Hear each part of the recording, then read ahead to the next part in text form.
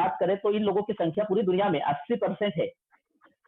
और सॉरी, ये थोड़ा उल्टा हो गया है, 20% संख्या इनकी है और 80% जो है वो कस्टमर की है। थोड़ा इसको ध्यान रखिएगा। उसके बाद में हम आगे बात करें तो इसमें सबसे पहले हमारा मुख्य बिंदु आ रहा है कि कोई भी सामान, जैसे आज एक हम पेस्ट की बात करते हैं, तो उस पेस्ट को हम यदि खरीदते हैं मार्केट से, तो खरीदने के बाद में हमको जो एमआरपी देना होता है वो एमआरपी में कंपनी नहीं बनाती है, कंपनी उससे कम में बनाती है। मतलब एग्जांपल के हिसाब से देखा जाए कि कोई सामान यदि 50 रुपए में कंपनी में बना है तो कस्टमर के पास आते आते वो 100 रुपीज में हो जाएगा, मतलब 100 रुपए में उसका प्राइस हो जाएगा। उसके बाद में हम आगे चलते हैं तो यहाँ पर एक रसील देख रहे होंगे आप, जो रिटेलर और कस्टमर के बीच में है।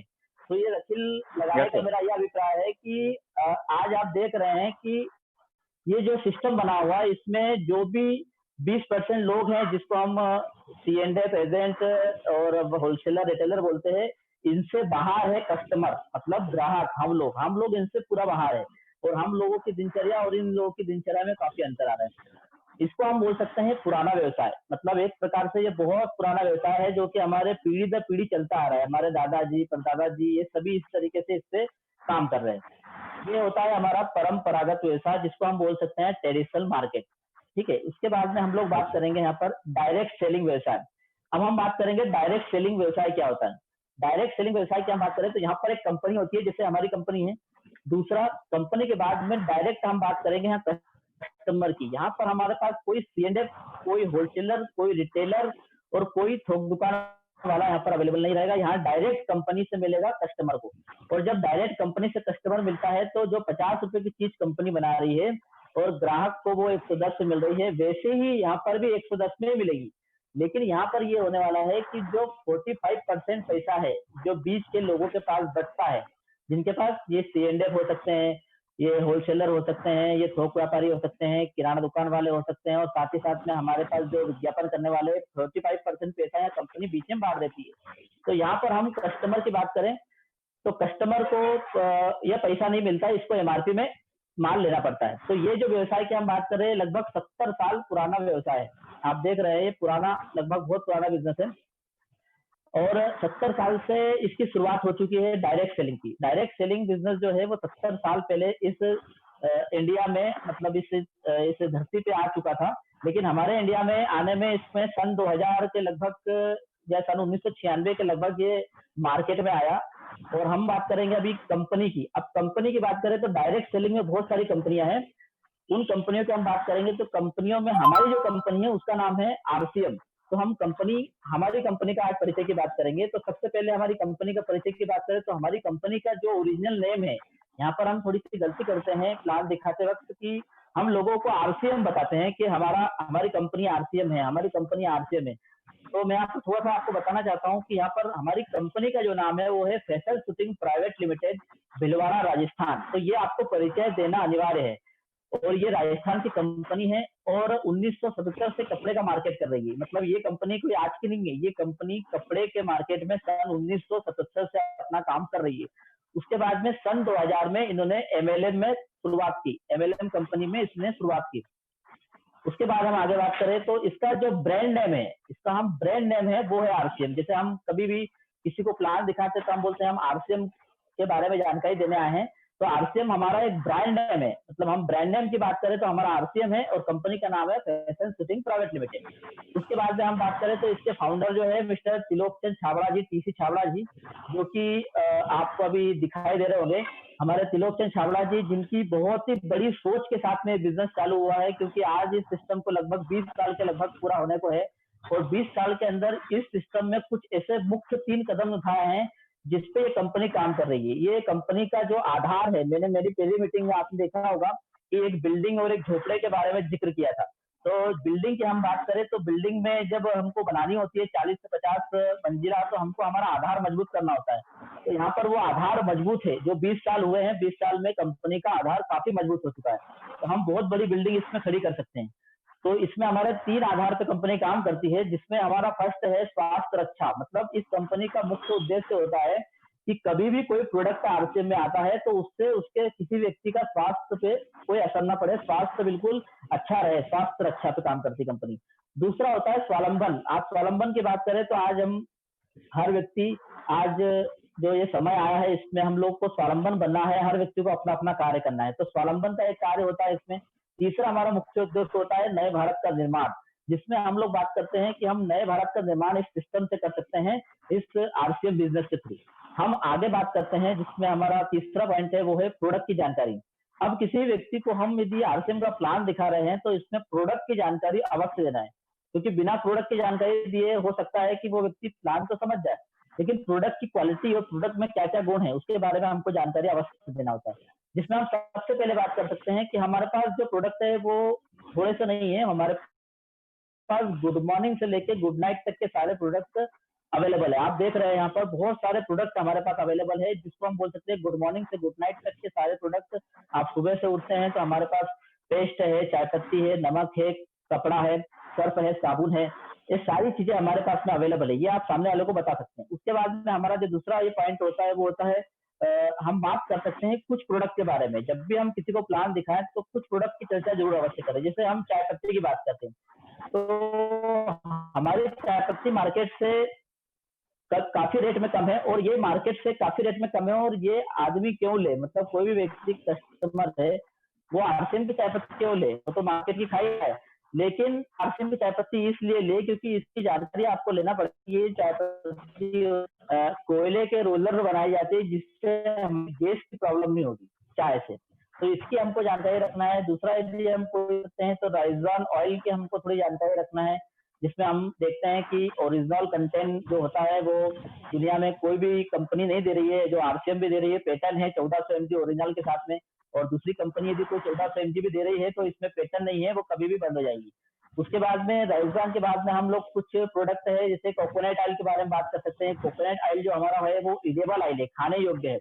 आपने देखा होगा कि अभी कुछ वीडियोज हमारे श्रीमान पारस जैन साहब की डली थी, तो उन्होंने बहुत ही अच्छा एक्सपेरिमेंट किया कि कोकोनट ऑयल वो साथ में ले जाते हैं और उसमें लोगों को वो चखा रहे हैं। ये बहुत ही बड़ा एक दिखाने का एक तरीका है कि कोकोनट ऑयल को आप खा के देखिए आपको कैसा लगता है। तो कोकोनट ऑयल हमारा एडेबल है, इसके बारे में हम जानकारी लोगों को दे सकते हैं। तीसरा उसके बाद में हम दे सकते हैं साबुन के बारे में। साबुन की क्वालिटी जो होती है टीएफएम से नापी जाती है। ये यूट्यूब के माध्यम से, गूगल के माध्यम से आप सर्च कर सकते हैं कि टीएफएम क्या होता है, तो टीएफएम की जानकारी आप देख सकते हैं। उसके बाद में हम बात कर सकते हैं सॉल्ट, नमक की। अब हम बात भी कर सकते हैं नमक की, क्योंकि टाटा नमक जो है वो 15 से 30 पीपीएम का नहीं है, लेकिन जो 32 रुपए किलो का आता है टाटा नमक, वो 15 से 30 पीपीएम का होता है, जो कि हमारा आरसीएम में 14 रुपए डीपीए मिलता है और 18 रुपए इसकी एमआरपी होती है। तो इसके बारे में भी हम थोड़ा सा सीख के लोगों को बता सकते हैं। ये है हमारे प्रोडक्ट की जानकारी। उसके बाद में हम चिली पाउडर की बात कर सकते हैं। जैसे आज आज मसालों की हम बात करें तो आज बहुत सारी कंपनियां हैं जो लाल मिर्ची को बनाती है, तो लाल मिर्ची में अपने डंठल पीस देती है। कोई कंपनी जो होती है वो दाने पीस देती है, और दाने के जो पीसने से शरीर में पथरी की बीमारी उत्पन्न होती है। तो हम ये चीजें लोगों को बता सकते हैं। कुछ यूनिक चीजें हैं जिसमें हम राइस ब्रान, कोकोनट ऑयल, सौंफ, सॉल्ट और साथ में चिली पाउडर, ऐसी कुछ चीजों को हम सीख सकते हैं। इनकी जानकारी के बारे में हम लोगों को अवश्य बताएं। उसके बाद में हम आगे चलते हैं तो इसमें न्यूट्रीचार्ज हेल्थ सप्लीमेंट की हम बात कर सकते हैं, क्योंकि ये हमारा एक बेहतरीन प्रोडक्ट है, जिस प्रोडक्ट के द्वारा आज आरसीएम बिजनेस में बहुत ही उन्नति हो रही है। आरसीएम बिजनेस का मेन प्रोडक्ट है वो है न्यूट्रीचार्ज हेल्थ सप्लीमेंट। और आज हम बात करें न्यूट्रीचार्ज हेल्थ सप्लीमेंट की, तो न्यूट्रीचार्ज हेल्थ सप्लीमेंट आज की तारीख में हर व्यक्ति की जरूरत है। जरूरत और कमजोरी भी बोल सकते हैं इसको, क्योंकि हम किसी को भी न्यूट्रीचार्ज हेल्थ सप्लीमेंट के बारे में बताएंगे तो वो व्यक्ति मना नहीं करेगा, क्योंकि आज जो ये समय चल रहा है इसमें हम लोगों को और दूसरे लोगों को इसके बारे में जानकारी लेना और इसको खाना बहुत ही आवश्यक है। तो हम इस प्रोडक्ट की बात की जानकारी देने के बाद में आगे बढ़ेंगे तो हमारा पॉइंट आता है, इसमें आता है 3 टाइप ऑफ इनकम। हम आरसीएम में ये 3 पॉइंट के बाद में 3 पॉइंट ऑफ इनकम की बात करते हैं। तो हमारे पास 3 प्रकार से इसमें इनकम आती है। फर्स्ट इनकम जो आती है हमारी, वो आती है प्रोडक्ट परचेसिंग। प्रोडक्ट परचेसिंग बोले तो हम लोग यदि किसी व्यक्ति को ज्वाइन कराते हैं तो ज्वाइन कराने के बाद में 10 से 32% तक का हमको प्रोडक्ट परचेस करने से मिलता है। यदि कोई व्यक्ति आज ज्वाइन है तो ज्वाइन होने के बाद में 10 से 32% उसको मिल सकता है, केवल प्रोडक्ट खरीदने से। उसको ज्वाइन होने के बाद कुछ अलग से कोई काम करने की आवश्यकता नहीं है। दूसरा इसमें हमारा पॉइंट होता है वो प्रोडक्ट सेलिंग होता है। मतलब कोई व्यक्ति यदि सेलिंग करता है तो सेलिंग करने पे उसे 10 से 15% 10 से 15% सेलिंग करने पे उसे मिलेगा। मतलब यदि कोई व्यक्ति आरसीएम से कोई प्रोडक्ट खरीदा है, जैसे आज 9 रुपए की हमारी साबुन है, तो उसकी एमआरपी 10 रुपए, वो उसको 10 रुपए में बेच सकता है। कोई आज हम बात करें, कोई एक ऐसा प्रोडक्ट है जो हमारे पास में, जो कि एमआरपी जिसका 28 रुपए है, वो 45 रुपए एमआरपी में बिकता है, तो उसको हम बेच सकते हैं।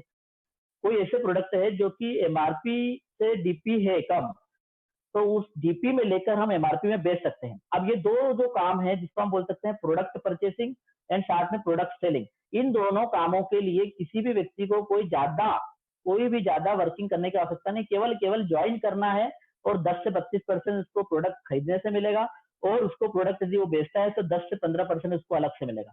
तीसरा एक इंपॉर्टेंट काम होता है जिसको हम बोल सकते हैं नेटवर्किंग। नेटवर्किंग में बहुत सारी चीजें होती है जिसको हम बोलते हैं royalty income and technical income. तो इसके बारे में हम लोग बात यदि नहीं भी करें, जैसे क्या होता है कि हम लोग जब भी किसी व्यक्ति को नया प्लान दिखाने जाते हैं, तो हम लोग इतनी सारी चीजें लोगों को बता देते हैं कि उसको प्लान कठिन लगता है। उसको आंकड़े नहीं बताना है, उसको आंकड़े जब बताना है जब वो इंटरेस्ट लेता है। तो नेटवर्क मार्केटिंग की बात हम यदि नहीं भी करेंगे तो हम आगे उसको ये बता सकते हैं कि इसमें रॉयल्टी और टेक्निकल जैसी इनकम आती है। इसके बारे में यदि आपको जानकारी लेना है तो मैं आपको नेक्स्ट टाइम या हमारे जो अपलाइन है उनके द्वारा आपको इसके बारे में जानकारी मिल जाएगी। तीसरा हमारा पॉइंट होता है वो ज्वाइनिंग। ज्वाइनिंग के बारे में हमको अवश्य बताना है, जिसमें हम लोग बात करें डॉक्यूमेंट रिक्वायरमेंट की, तो डॉक्यूमेंट में हमारे पास में ID proof, address proof, mobile number and साथ में RCM mobile apps and full details. मतलब इस चीज को हम थोड़ा ध्यान रखें कि होता क्या है कि हम किसी व्यक्ति को भी ज्वाइन कराते हैं तो उसको हम आरसीएम की एप्स के बारे में बताना भूल जाते हैं। ये हम बहुत बड़ी गलती करते हैं।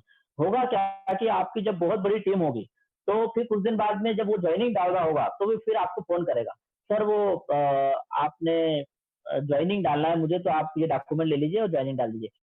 यदि आपने उसको शुरू से बताने की कोशिश करी कि आरसीएम ऐप्स के माध्यम से आप ज्वाइनिंग डाल सकते हैं, प्लस आप इसके डिलीवरी सेंटर, कभी कभी आपको ऐसा फोन भी आएगा कि यार धार जिले में आपने सर पिकअप सेंटर है तो मुझे देखना है कहाँ पर है, मेरे बंदे हैं, तो आप उनको बताइए कि एप्स के माध्यम से आप पिकअप सेंटर की जानकारी भी ले सकते हैं। ये बहुत इंपॉर्टेंट पॉइंट है सर। इसमें एप्स के माध्यम से हम पूरी डिटेल्स लोगों को दे सकते हैं। तो ये एप्स के बारे में हम फुल डिटेल्स ज्वाइनिंग के टाइम में या ज्वाइनिंग के बाद में भी 2-4-5 दिन में हम लोगों को बताना चालू करें, जिससे कि वो पूरी की पूरी जानकारी एप्स के माध्यम से स्वयं ले सके, जिससे आपका जो डिस्ट्रीब्यूटर है वो डुप्लीकेट होगा, ना कि आप पे निर्भर होगा। उसके बाद हम बात करें 100% प्रोडक्ट, यदि वो कोशिश करे तो उसको हम कोशिश करवाएं कि वो शुरू से ही 100% प्रोडक्ट यूजर बन जाए। उसके बाद यदि हम देखते हैं कि इतना प्लान बताने के बाद यहाँ पर हम देखेंगे कि ये हमारा जो प्लान का जो है, ये प्लान का जो मोटो है ये खत्म हो चुका है। यहाँ पर हमारे जो बेसिक्स है 3 से 4 पॉइंट जो हमारे हैं, यहाँ पर हम ज्वाइनिंग के तरीके के बाद में प्लान को खत्म कर सकते हैं। यदि आपको लग रहा है कि ये यदि व्यक्ति इंटरेस्ट ले रहा है, मतलब कोई जानकारी मांग रहा है या इसमें पूछ रहा है कि भैया इसका कैलकुलेशन क्या है, कैसे इनकम आती है, यदि उसकी खुद की रिक्वायरमेंट है तो ही आप आगे चले और आगे जाके प्लान को आगे बढ़ाएं। नहीं तो यहाँ पर आप प्लान क्लोज कर सकते हैं, क्योंकि प्लान में हमने आपको बता दिया है कि 10 से 32% आपको प्रोडक्ट खरीदने पे आएगा, और उसके बाद में 10 से 12% आपको परचेसिंग पे आएगा। डीपी और एमआरपी और बिजनेस वॉल्यूम के बारे में हम बता चुके होते हैं। तो यदि इसके बारे में और भी जानना चाहता है व्यक्ति, यदि वो इंटरेस्ट दिखाता है, तो ही आप आगे बढ़े, या तो आप इसका प्लान को यहाँ पर क्लोज कर सकते हैं, क्योंकि हमारा प्लान 15 से 20 मिनट का होना चाहिए। उसके बाद में यदि हम प्लान आगे बढ़ाने की बात होती है, तो इसमें हम प्लान के आगे के पॉइंट की बात कर सकते हैं, स्लेब की जानकारी। तो स्लेब में हम आपके सामने देख रहे हैं कि ये स्लेब को आपको रट्टा मारना पड़ेगा। तो हर व्यक्ति इस स्लेब को एक प्रकार से पूरा सीख ले, क्योंकि ये स्लेब कोई कठिन स्लेब नहीं है। यहाँ पर 100 रुपए से लेके 4,999 रुपए तक की जो खरीदी होती है, इसमें 10% मिलता है। 5,000 पे 12%, 10,000 पे 14%, 20,000 पे 16.5, 40 पे 19, 70 पे 21.5, 115 पे 24, 170 पे 26.5, 160 पे 260 पे 29 और 3,50,000 पे लगभग 32%। मतलब ये हमारे स्लेब को हमें पूरी की पूरी जानकारी के साथ में हमें पूरा समझ के इसको रट्टा मारना पड़ेगा, और इसके बाद में हम लोगों को बता सकते हैं। लेकिन ये जब बताना है जब उसका इंटरेस्ट हो। अभी हम पहले बता देंगे कि भैया इसमें हमारा ये स्लेब है, या इसमें हम 2 गोले या 3 गोले बना के बताते हैं। आपने देखा होगा कोई व्यक्ति 1 गोला बनाता है, उसके बाद में सेकंड गोला बनाता है कि इसको इसमें जोड़ना है, इसको इसमें जोड़ना है। ये जोड़ने वाली बात जो है वो हम इस समय ना भी करें तो चलेगा, क्योंकि आरसीएम बिजनेस में पहले हमारी प्राथमिकता है कि वो व्यक्ति सिस्टम में आ जाए।